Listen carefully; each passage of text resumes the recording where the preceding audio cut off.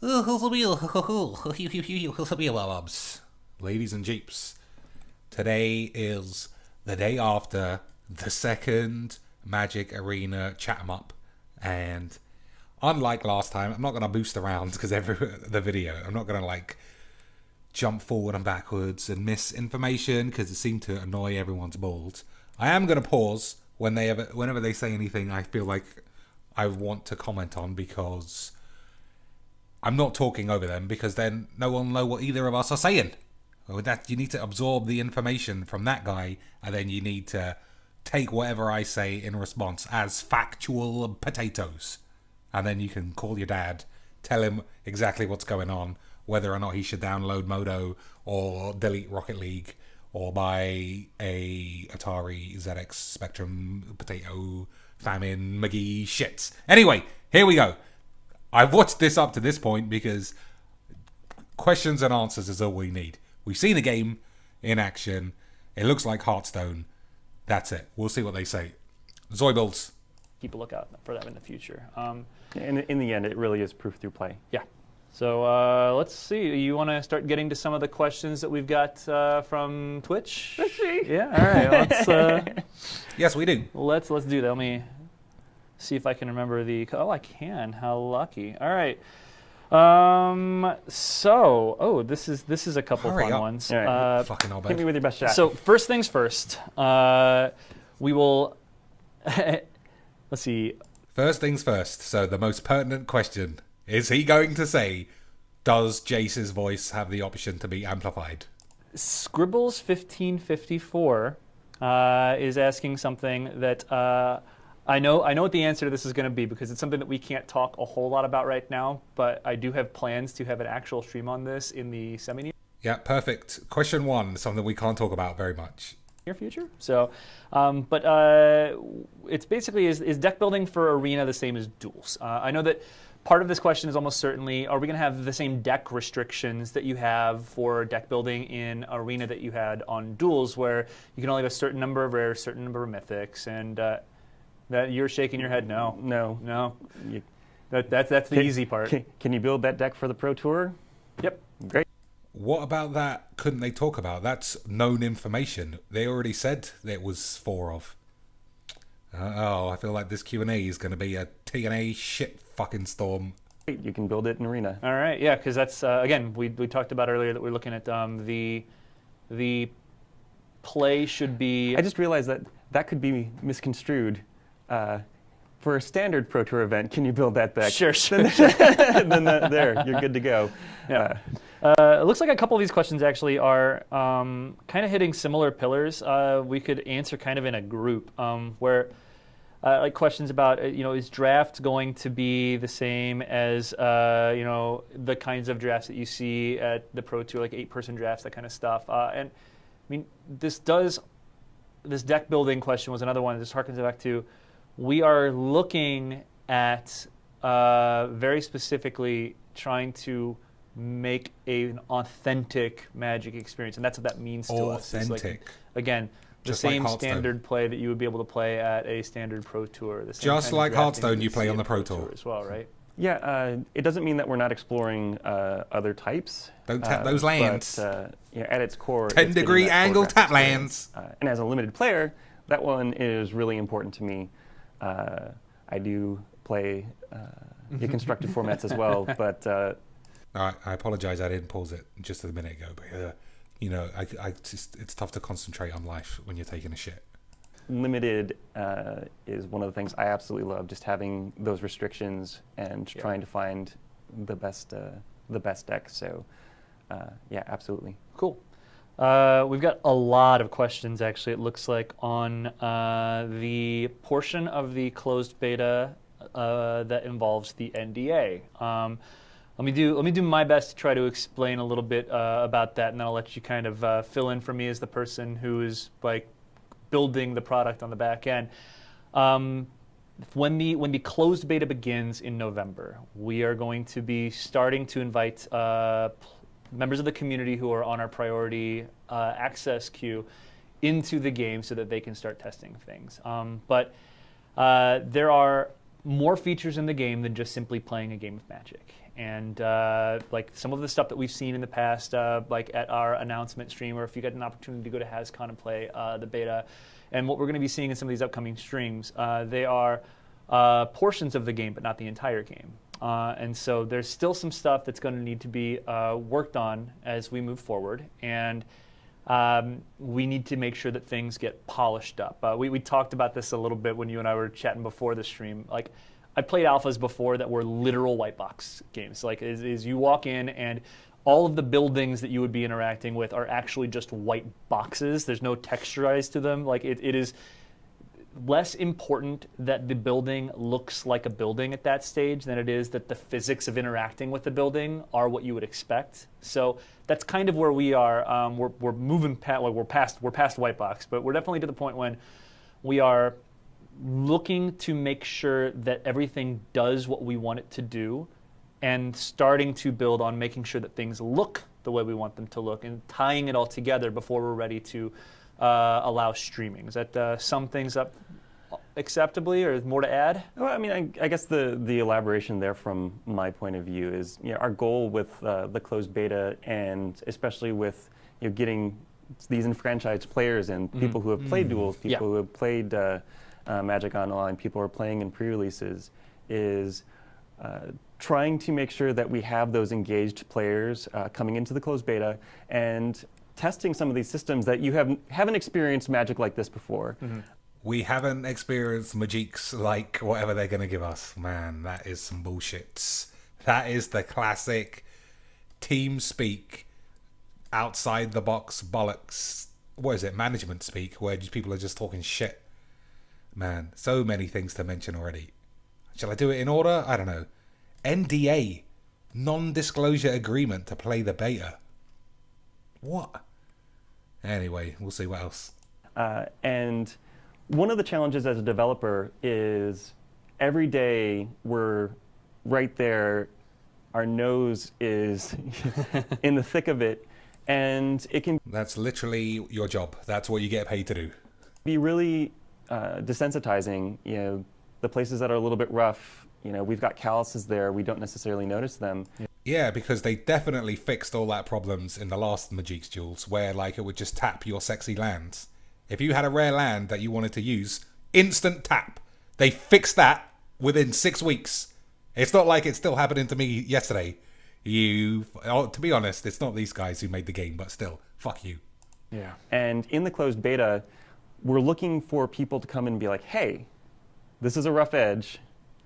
You should address that. And they're like, oh yeah, that is something that we've just become desensitized to.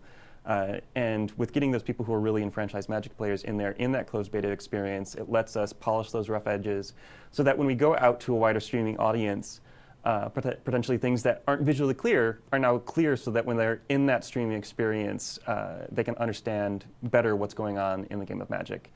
I really hope that that's all true. That's quite encouraging. Although, it's encouraging to think that they want to fix everything, but I'm sure everyone wants to fix things that are fucked up. Also, they mentioned streaming a lot. In the previous video and in this one, it seems like their entire motivation is to get people to watch this on Twitch. I think they're in trouble if that's their modus operandi. Especially for people who've never played before. So, especially people who never played before. They definitely want full control access to standard against literally anybody else. Yeah, they don't need pre-constructed decks like the old Magics. They need everything in their face, day one, slapped with a huge dick, and I'm sure they'll love it. Basically, we've talked a lot about making sure that we want to make a game that's fun to play and watch, and Absolutely. we definitely think that we are doing the right things to make a game that's fun to play and watch. We really want other people to tell us that that's true before we let people start watching on a mass scale. One of the other traps of development. Man, these guys are so concerned with how it looks or how it's going to play out in a visual sense. You're blocked from streaming until the beta is finished. NDA, so you can't even talk about if it's fucked up or not. I don't know, man. I mean, the game is already finished. Magic exists. They don't need to build a game from scratch like Hearthstone did. They just need to make a skin. I wouldn't have thought that would have been the harder part. Comes down to you have your own story of all of the challenges that you've had throughout the project, and you know how hard some of the things were. And it can be a trap to be like, this was so hard, you should appreciate it. And in the end user sees what they see, Yeah. and they don't really care about the story necessarily. And we want to get to that point where people see that experience and it's everything it needs to be, and not fall into that trap of caring too much about the story of the challenges we faced in the hills. Do we care? I think we do. I think we do appreciate how difficult it must be to code every card in Magic Online. I don't think we care if Jace's voice or Vraska's Baps are fucked up. I mean, we just want to play some Magics, I think. I might be wrong, maybe we don't. Charged up. Both ways to school back in the day. In the snow. Yeah. And so the kind of the process, the way that'll work is for the community members that get invited in off of that priority access queue to that first wave of the Definitely beta, Kenji we're and just Gabby gonna have them- Sparts. Definitely Kenji and Gabby Sparts. They were always playing Magic's Duels. Always doing the dualies. You fucking knobheads. We'll have them sign an NDA, which basically it's the same thing that any NDA that you would sign for most things is just like it's making sure that we don't have people out streaming Yep, you visit a military base. It's the standard thing that you have to sign if you're playing Magic's Arena. What a load of bum cheeks. it before we're ready to have it streamed. It's making sure that people aren't discussing like incomplete features, things that we're asking them to work on, because we also we really want to make sure that we're putting our best foot forward, and it's hard to people. We don't want to run into a situation where we might be showing people things that are super rough as we're trying to refine some things and have people making snap judgments about those things, think knowing everyone that at the end of the day, understands. that's not what things are going to look like. So, There are some things that I think are super cool that I don't want our competitors to know about too. lots Competitors, there are things that look super cool. You fucking ripped Hearthstone off, you stupid ass. of things like that. So that's kind of how that process is going to work. Is the people who are being invited in will sign that NDA, and then at the beginning of next year, some point in the beginning of next year, early, we will be moving to a point when those NDAs no longer apply to streaming, and we let people go out and start streaming the game. So Yeah, I mean, like anything, our goal is to allow people who are excited and engaged to stream it as soon as possible. But we're going to go when we're ready. yeah, and we got, believe me, we have a ton of plans we're putting in, at least working on goals that we'd like to achieve for working with influencers. I've already, like, a lot of you have reached out to me via Twitter, via Facebook, and I've let you know, like, we've got things we're thinking about, and I'm hoping to be able to bring them to you soon. One other thing I should mention for the priority queue, while we're kind of on the subject. I know there have been a lot of people out there who have been curious about like whether or not they are actually in the priority queue, because signing up did not immediately send out an email. We are going to be looking at sending an email out next week to everyone that is in our system for the priority access queue. So if you don't know if you've done the proper things yet, please visit the FAQ at playmtgarena.com.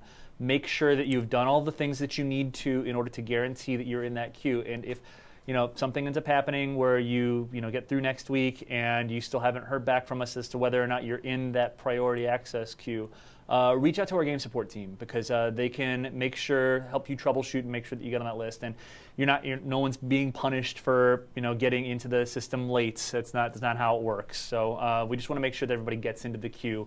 And They should say what prioritizes people instead of just saying you'll be prioritized if you sign up for this and that.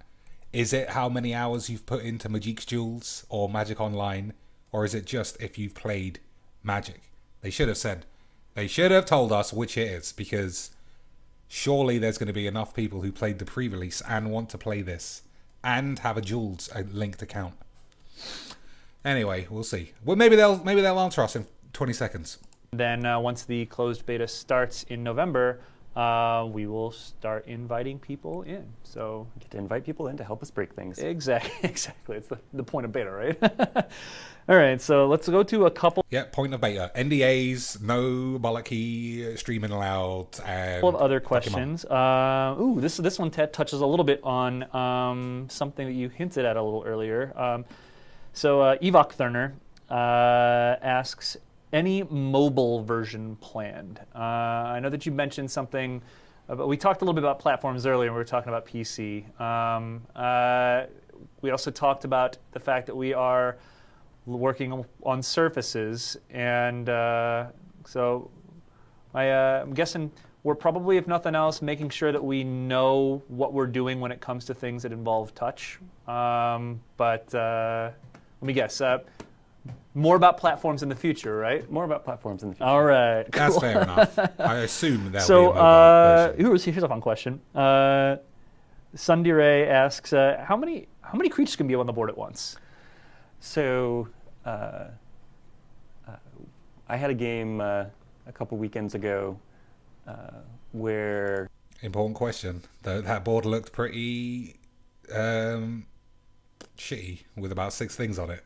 I was playing a cat deck, and my opponent had stolen some creatures and was playing a deck, and he had 3 Anointed Processions out and was generating 16 tokens at a go, and trying to remember exact count, but we were up in the 200 range, and it would have been fine if he didn't have 2 of the Anointed Priests out, causing those 16 tokens to trigger so many things on the stack. I mean, everything's working fine, just slow things down a little bit. Didn't they say you had a 30-second turn previously? That would be pretty tough. My whole turn's gone because I shut my balls. Got put to the top of my priority queue. That's an animation we need to speed up. All right, good. Well, at least he noticed it, and he's gonna fix it. On that front, one of the things I've seen a lot of feedback on is, along the lines of, can I turn the animations off? Oh, yeah. And that's one I wanted to speak to. That is not something that is on my radar. No, not on my radar. Everyone's got to hear Jace's balls. Animations are a core point of our gameplay. Core point of Magic's gameplay is card animations. Bam. It's not like Hearthstone at all, ladies and jeeps. But some of my background is in the MOBA space. I am used to getting things communicated and done in 300 milliseconds, 500 milliseconds.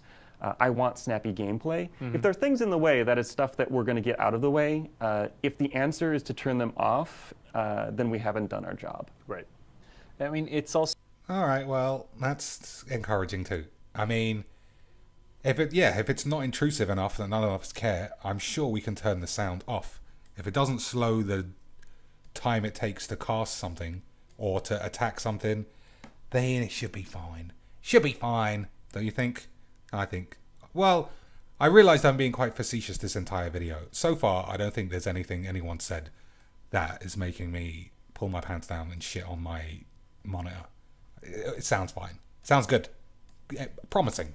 So it's one of those things that's interesting because it's kind of hard to control for both sides, where even if you have turned off your animations, if your opponent hasn't turned off their animations, they're still going to have that processing time while they happen. So just making things snappier and playing where people don't want to turn them off because they don't think it affects the actual pace of play is a goal. Well, and part of that too is just for a streaming experience, the animations and VFX are going to be a key part of the communication, and we believe is vital to the arena experience. Cool. This actually reminds me of something we talked about a little bit ourselves earlier. You listen to people a lot. I know that you've been out there on the front lines, reading all of the posts, reading the social media feedback, reading people's reactions to the press hits. Yeah, you guys are really good at generating content. Yeah, which is good. All right, they've lost the thread of the question. The thing that is a bit of a worry is that obviously it's trying to do exactly what Hearthstone does. You can't turn summon animations off or combat punches with Hearthstone. But there's no reactions in Hearthstone. Hearthstone is effectively all at sorcery speed. So if somebody in the Hearthstone, you can cast 3 cards, bang, bang, bang. If you're playing against someone who has a counterspell, they're still going to need to pause and look at everything that's been played, right? I don't know. I feel like we'll have to wait and see on that one. good, because that's what we want you to play in the beta. That way, keep generating that content, keep helping us make the game great. But you mentioned that there are definitely times that you've heard feedback from people when you know that the very specific thing that they're asking for is not something that is necessarily the best thing for us to do, but it gets you thinking, at least in the right direction, about trying to parse out what it is that they're really asking about. Yeah, and I know for me as a developer, that's been one of the best parts of having the announced stream, getting people looking at things for the first time, getting people playing at CasCon on the show floor. It started people thinking about what they would want, the problems that they would have, and it's been really exciting to see questions asked in the community that I can't necessarily answer, but then formulating that down to, you might be asking for one thing. Example from Discord chat, somebody asked to be able to indicate a card that they want to keep the mana available for, so that they can make sure that their instant or counter spell is able to be cast, but still use auto tap. And that's one of those where that particular pathway isn't necessarily the best one for us or with the engine or anything, but that opens up other avenues for us to be like, well, we think we can help you accomplish that goal. And I guess one of my favorite parts about reading player feedback is just getting all of those different viewpoints. It helps change my perspective on what people are really looking for. And again, I've been around in the design space long enough to know that giving people exactly what they ask for is often not going to meet the need. It's really taking all of those different points of feedback and triangulating back to the core system that people really want, in things like economy to achieve their goals. Yeah. I'll tell you what you need. I have a new question from Squiggy GGG. GGG, who asks whether or not Ixalan will be the only playable set in the beta. I think that part of this might be born out of the deck building challenge that we're working on right now, where I've seen some people making comments like we wanted the Ixalan only decks, primarily to stay in theme with the fact that Ixalan is in pre-release and release soon. But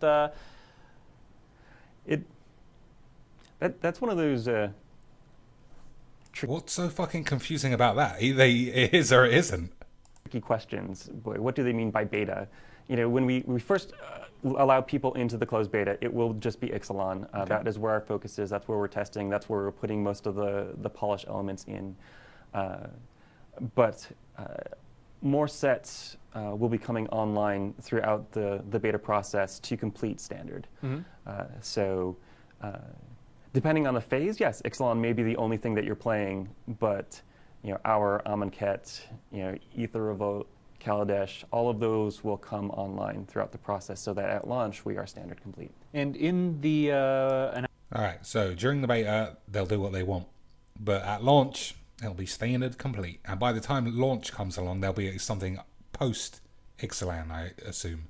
announce video that we had, there was some awesome behind the scenes B-roll footage. It showed us working on cards from Amonkhet, working on cards from Hour of Devastation. And like I said, when I'm hitting 200, that's when playing in Amonkhet and Hour. So there's a lot of work and effort going into all of those sets as well. But Ixalan is the one that we've really been focused on. That's really where a lot of the polish is going. And we will move out from there. There are many Magic cards. Yeah. So that's actually this brings me to an interesting thing. That, I think, for me, the most interesting thing about this game is actually the rules engine that it runs on, and the way that it's built to effectively be able to try to parse the cards and know how they work within the rules of Magic. And does having a rules engine that is capable of potentially doing that make it easier to bring new cards in, or does it come with its own challenges as well? Good question. So, in my time at Wizards, when I first got here, the client was very new, and the rules engine was further along. So there were so many cases where it's working in the rules engine. Why can't the client guys get their act together? And one of the things that has been exciting for me is getting to the point where we're at in develop now, where the marriage between the rules engine and the client team is so complete. Those guys are amazing, just in their level of communication and collaboration. And as principal designer, it is really exciting for me when we get card sets, from R&D, and we get to parse them through the rules engine, and we're getting to the point where more and more the cards are just working. And there's always going to be something that they've cooked up in R&D that we're going to have to put a lot of effort into. But having that as our foundation and the effort that's gone into that whole pipeline has been really exciting to help develop that and get to the point where we're at today and Awesome. beyond. Those guys are working hard to really make sure that our card set pipeline is something that is really smooth and efficient and is getting it done. Mm-hmm. So here's some interesting questions. As we talked about standard, talked about adding cards in. Seen some people who are questioning kind of what's going to happen with the standard cards as we rotate. Like we just hit a rotation in standard where a bunch of older sets are dropping out. That's going to happen once MTG Arena is in lockstep with the tabletop releases as well. So have you guys started thinking about how you're going to handle that kind of stuff? Yeah, absolutely. There's been lots of discussions, internal to the team, within Wizards as a whole, We're going to fling them all in the fucking bin. on what our options are there.